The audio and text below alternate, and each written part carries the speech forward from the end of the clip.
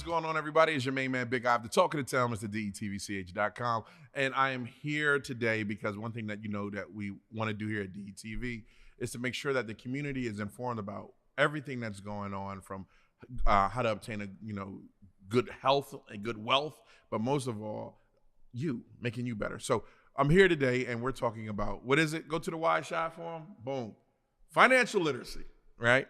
So I'm sitting here with the man, the Brandon Rogers, MBA, one of the most talented minds I know, gifted minds that I know. Brandon, what's happening?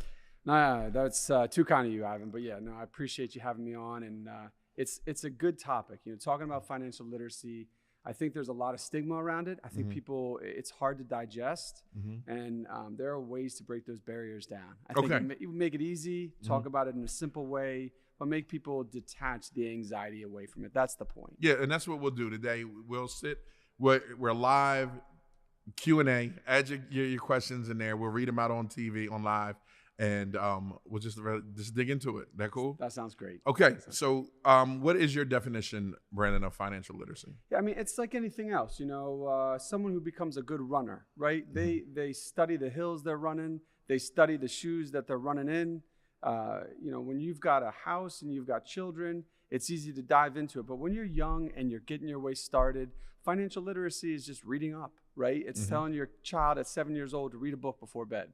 And this is no different. It's figuring out what's income, what does that mean, how much do you need to live, what's your definition of living, those are the expenses, and figuring out if there's anything left over, what to do with it, right? So financial literacy is nothing more than the information and application of that information for your financial well-being. All right. So with that being said, okay, we have a community. We have, say, Family A, right? Family A, they need to get on track. They know nothing. They have no clue about money management, credit, where buying a car. What is the first thing that they need to know, or that we can teach right now? Be honest with you, that's a good place to start. And I'll tell you, a lot of people try to jump in the middle. It's good to get yourself back to that start and a white slate. The first conversation is, what do you make, right? So what do you do? What do you make? What's coming in that you feel comfortable as a steady stream of income? That's part A. It's a 3-step process, very simple. Okay. What do you make, right? Part B is, how much do you spend? Now it's figuring out, what do you need to spend versus what is discretional spending. So there's a part B1 and part B2, right? All right. And C is, if there is anything left over, how do we use it the most efficient way possible? But this all plays, Ivan, into the concept of habit. You go to the gym, it's a habit. You breathe in and out every day and you practice meditation, it's a habit. Okay. Financial literacy, it's a habit. It's a habit. It's a way of living. I'm talking about Family A, right? We're like, no discipline.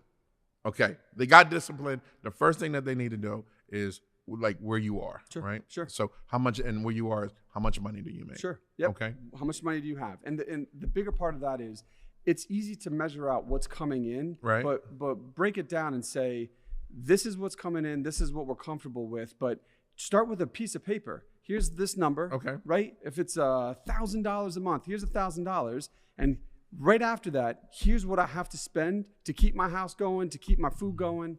Be simple. Okay. Start simply and then add those things up that are extras. But start with defining what's coming in, and then what do you need to live? What is simple to live? Now, dig a little deeper in that for me. Sure. What do you need to live? Sure. So this is like anything else. When I got married, my wife and I lived in a townhome. We rented. We were both doing graduate school, and we did not have a lot of income. We found that in retrospect was some of the happiest times of our life, because one, you're not distracted by things that money brings, right? But two, you understand that to live is a very simple thing. You need the basic needs physiologically. I need food. I need shelter. I need transportation.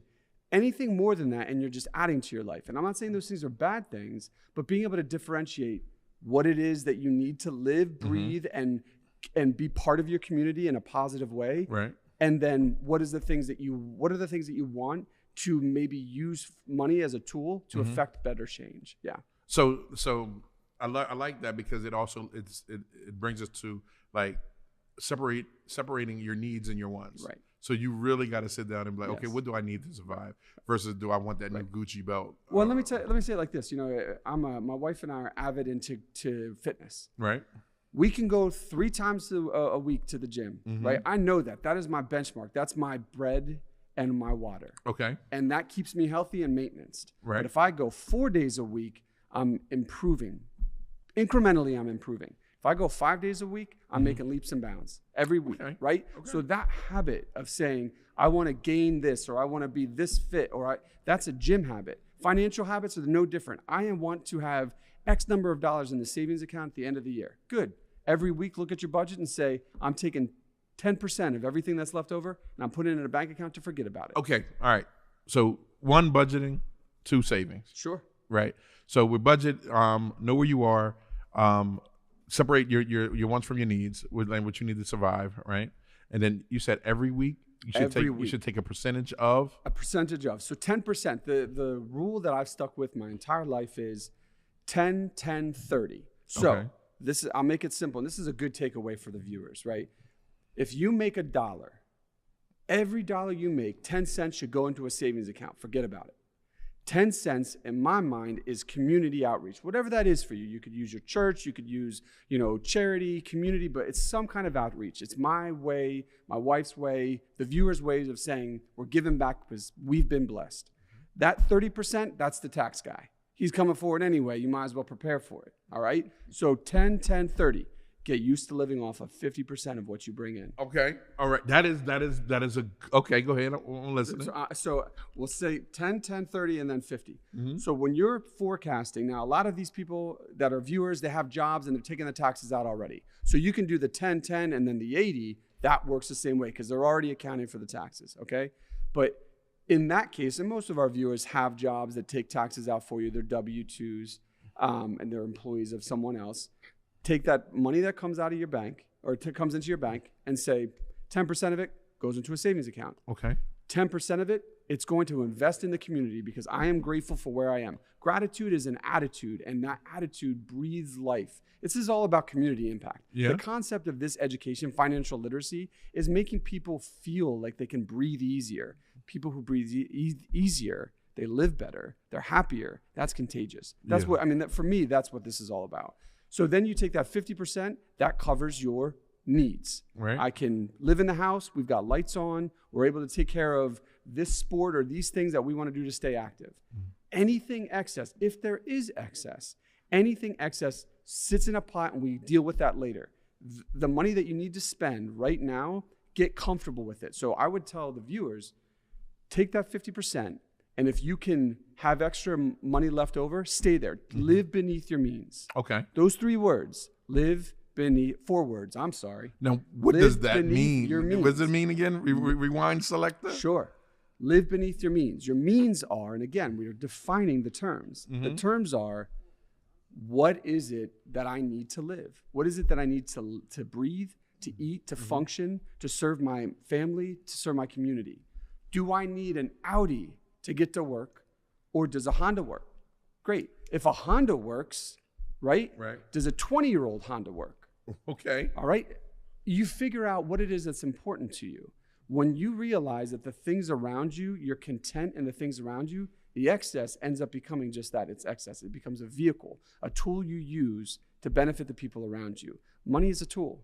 It is not something to chase. It is not something to, it is a tool. Just like your body and your muscles are tools for you to be able to move day in and day out. Money is a construct that you use as a tool to bless the people around you. Literacy, information, knowledge, it's a tool. So at the very beginning, we should change our psychology about what money is. Yes. It's all about, and I'm glad you said that. So we're taught, we're indoctrinated from the very beginning of money is an allowance. The allowance is you do chores, you get money. Somewhere along the way, the concept is not about the reward of doing chores and doing well, and there's a byproduct that is fiscal, financial. It becomes chase the money. And I've been there. I understand. I've lived it. I've watched it. It's been indoctrinated to me through school, through college. Through media. Through media. Everything you look at. This equates to this. You're finding in post-COVID, you're seeing this more and more. People aren't interested in the excess. They're feeling and they're understanding that simplicity brings more happiness because the distraction's gone. Right. So financial literacy is saying, all right, people are just wondering how to be happy. That one question is the most sought out question anybody's looking to answer. Right. Financial literacy is one way to get at it. So remove away the barriers of thinking that you're chasing money. You're not chasing money. You're trying to figure out how to meet your basic needs so that you can do what makes you happy. All right. There's a part in the budget where a lot of people might not understand, and that is the variable expenses versus fixed expenses. Can you break that down? Absolutely. So let's say I'm just out of college. Okay. I need a place to stay. I know rent's coming, right? There's gotta get an apartment. So rent's $1,000 a month. It's fixed. You know what it's going to be. You know that if you don't pay it, you don't have a place to stay. So in your budget, that is a fixed cost. It's not going to go anywhere. And fixed means it's fixed. It's not changing, right? Right. Variable costs are something like how much I spend going to the movies. All right? I can go to the movies, and I love the movies. I can make an excuse to go to the movies 3 times a week because I love movies. Or I look to say I could spend $10 or $30, and if I go once a week, I got $20 extra to do something else with. Save it. That you put back into that budget. Put it back into that budget. I save it. So when we talk about cost containment, we talk about reducing expenses. You look at, I can guarantee everybody watching right now, everyone watching is going to say, this is how much I need to live. If we sat down one-on-one and I looked at your expenses, strip 20% of it right away, get it gone. And you're not going to miss it. That's the best part. Right. You don't even know that you're spending the extra 20%. It's just a habit that you've been working through, and it's been indoctrinated into your whole life. Right. So is that when people put money aside, one of the questions that I just saw is, when should I pay myself? Sure. So and how do I? So again, it's flipping the script. It's reframing your mindset. So when can I pay myself? So whatever, if you're self-employed or if you have been working and burning out.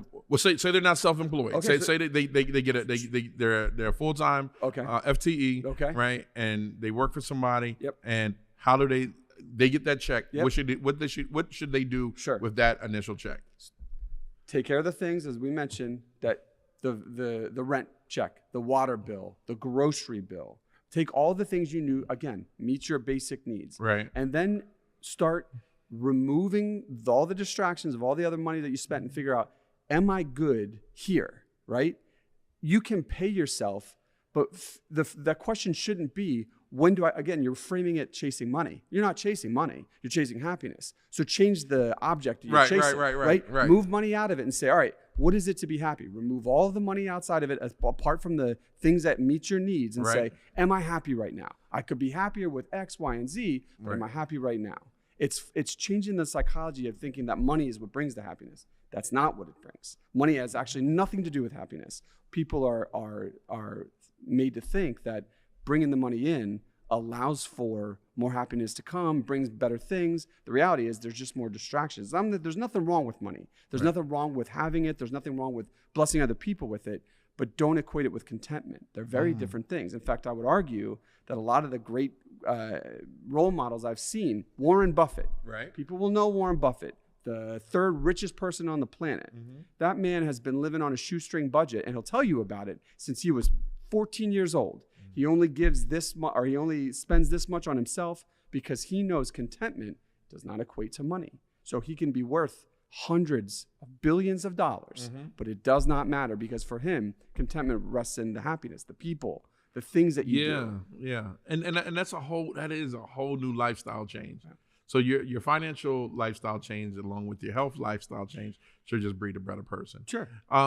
Savings, right? So let's jump back on the savings. How the correct way for someone should save. So the concept is, and this is an important thing for people to take away, 3 to 6 months of your basic need expenses should be sitting in an account somewhere. Okay, so just in case something happens. Just in case COVID happens, and there is no stimulus check coming. Right. Just in case something like that happens. What happened? And this is indicative of exactly what I'm saying.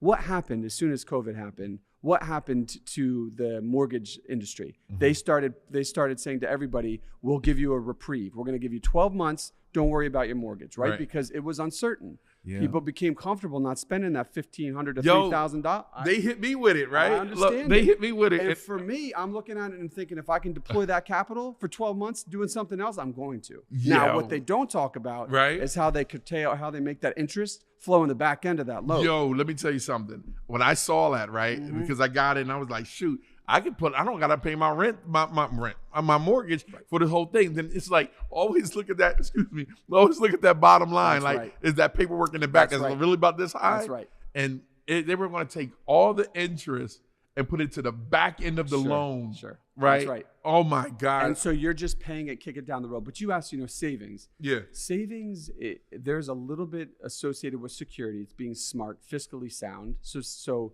keep a chunk in there just in case. It's for the car that breaks down. It's for the, sister-in-law or the son or the mother or the grandparent that needs X. You're able to do that. But then you get into savings. It's a little bit more sophisticated. You've got smarter savings with certificates of deposit, money markets that are a little bit more liquid. And then you can get into stock market investing and things like that. But ultimately, I would tell you that whatever it is that you're doing, keep your savings level, keep an emergency fund. That should be your first focus. Anything that's in excess of that goes into these vehicles. But again, it's important to say, you'll never get to the excess if you don't live beneath your means. Okay. I can't reiterate that enough. It's not overstated enough. I got a question in the box that says, what is debt to income ratio and how does someone calculate that? And with that, and part two, I'll give you part two when you finish. Sure. All right. So debt to income is it's a banking term. Banks typically look at this for businesses and their financial health, but it's ultimately how much debt do I have versus how much income. So let's use round numbers. Let's say I bring in $100 a month. And my debt per month is $150 a month, okay? Or let's do it the other way. Let's say my debt is $50 a month and my income is $100. You simply say that the debt to income, 50 cents of every dollar has debt, the other 50 is equity. The other 50 cents is equity. So you're looking at a debt to equity or debt to income ratio as wanting to be less than 1. Right? Less than 1. Less than 1. Okay. So if it's less than 1, it means that your amount of money out is less than the money that comes in. Anything over than 1 saying that you're overspending, right? So you can build in a whole lot of different barriers and ways to talk about that or define those terms.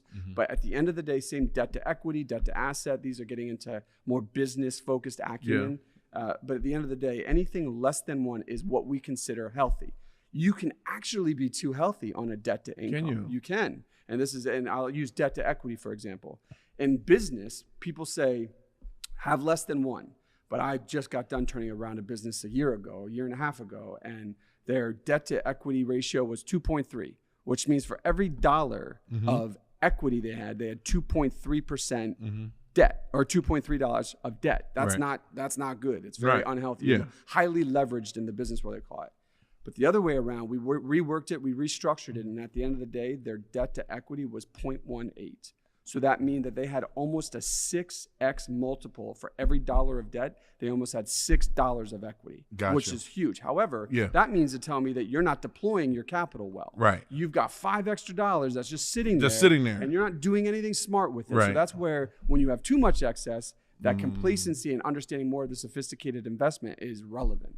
Now, what institutions use debt to income ratios to give you a decision on? Sure. So any commercial bank. I mean, most of the time when you're looking to get a home loan, when you're going, and if you're a small business and you're trying to get up off the ground, or you're trying to get a working capital line of credit, they'll look at your debt to equity, your debt to income, your debt to asset. There's a lot of different ways to define the positive asset, equity, income.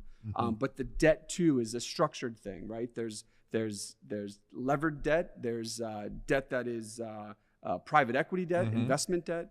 There's all kinds of different ways to look at that. But at the end of the day, banking institutions are interested in knowing how levered are you, how encumbered are you by other people's money to make decisions. And you want to be unencumbered by other people's money. That's the idea. Have you always been like into finance?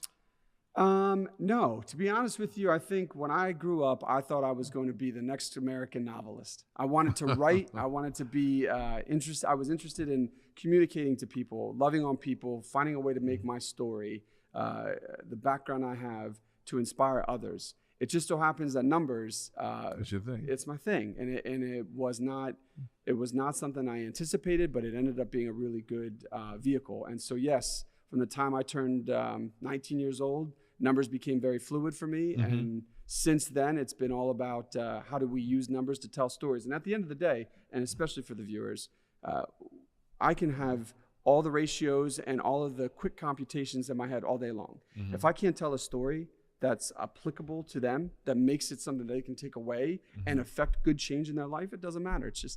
It's in my head. What is it about financial freedom that does it for you? And why should it be important to average Joe? So I would say literacy in general, the concept of literacy when we come with books. If you ask somebody else, is it good to be well read? Is it good to know how to read? What's the answer? Wow.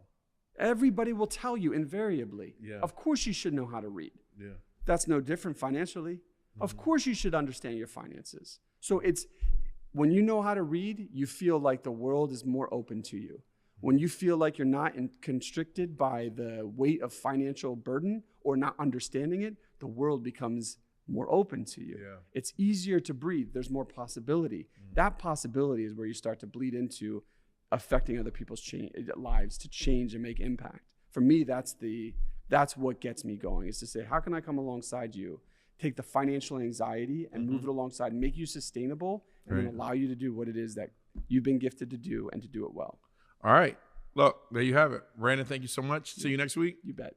Next week, tune in and make sure you tune in next week. Next week, we might talk about credit. I don't know, or buying your first car and what to look out for. But here on DETV's Financial Literacy 101 Q&A, like, you can just drop the line and we'll make sure we answer it all the time. See what I did there? See what I did there? I did that. All right. Brandon, thanks a lot, man. You bet. All right. We'll be right back. No, we'll be right back. We'll check you next time on DETV's Financial Literacy. If you got any questions, put it in the comment. We'll make sure we answer them. All right? We'll get back to you.